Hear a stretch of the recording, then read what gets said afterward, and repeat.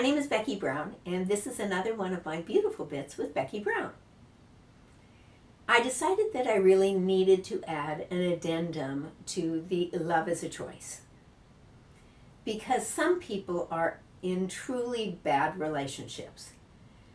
Now, I'm not talking that other person wants to do things differently than you do. That happens to everybody because opposites attract. I'm talking about a person who is being physically abused, or whose children are being sexually abused by the other partner, or whose other partner is either an alcoholic or a drug addict. If you're being physically abused, first of all, you are letting your children feel like that's okay, and it is not okay.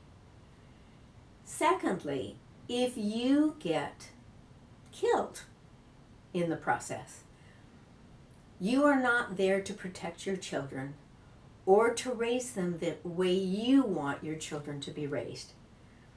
And it is really hard on children to lose a parent.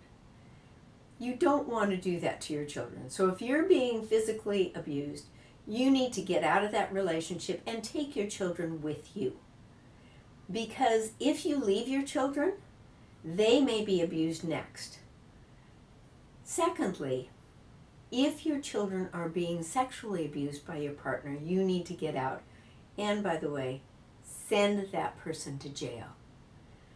Because it is not okay for anyone to sexually abuse your children. That gives them such a hard life, and it changes their whole view of life. They end up not being able to trust people anymore. You don't want to do that to your children. So you leave and take your children with you.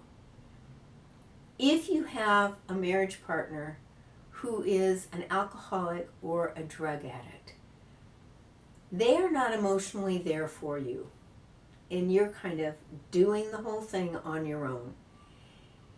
So, and by the way, if they're a drug addict, they are bringing danger to your home, because you never know when a drug dealer may come to your home. So, if you have a moral objection to divorce, separate. And if you separate, let that person know that you are not going back with them unless you see 2 years of totally different behavior and they've gone to counseling. The reason you do that is because people can change for 6 months and anyone can look good for 6 months. So you don't want to go there. Let them know they need to have a real change. Now, you may not be married yet, and you may ask yourself, how do I keep that from happening to me? There's no 100% guarantee that that won't happen to you. But there are things that you can do that will decrease the chances. Make a list of qualities that you want in a marriage partner, and then prioritize them. And just don't date somebody who doesn't have the top 5. You're not going to get everything you want in a marriage partner, but you need to have the top 5. So let me just tell you what my top 3 would be. Well, maybe my top 4. I would want somebody who had a commitment to God that was similar to the commitment that I have. Because it's very difficult to raise children when you believe differently about God. Secondly, I would want somebody honest. Third, I would want somebody who was loyal. Fourth, I would want somebody who was fun-loving, because I'm social and I would not want to have somebody who didn't want to get out there and enjoy time with friends like I do. So that's my top 4. Make a list also of things that are definite no-goes. So for example, on my list would be somebody who is physically abusive, The very first time that they abused me when we were dating, that would be the end of it. I'd be done right there.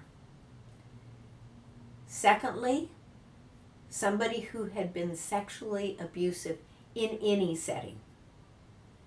Thirdly, an alcoholic or a drug addict.